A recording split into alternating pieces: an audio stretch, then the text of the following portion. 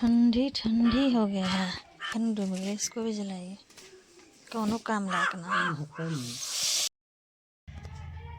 हर एक परिवार में देखा जाए तो गर्म खाना सबको अच्छा लगता है।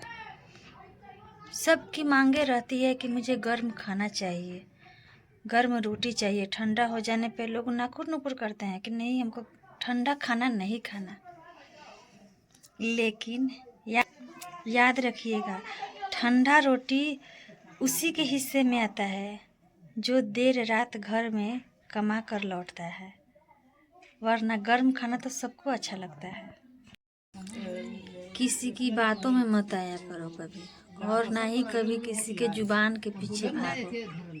नहीं तो अक्सर वही कहानी बताई जाती है जिस कहानी में वह गलत होते हुए भी अपना नाम नहीं लेता। कभी वह खुद गलत है लेकिन वह अपना नाम नहीं लेता, और अक्सर वही कहानियाँ बताई जाती है जिसमें वह खुद गलत होता है।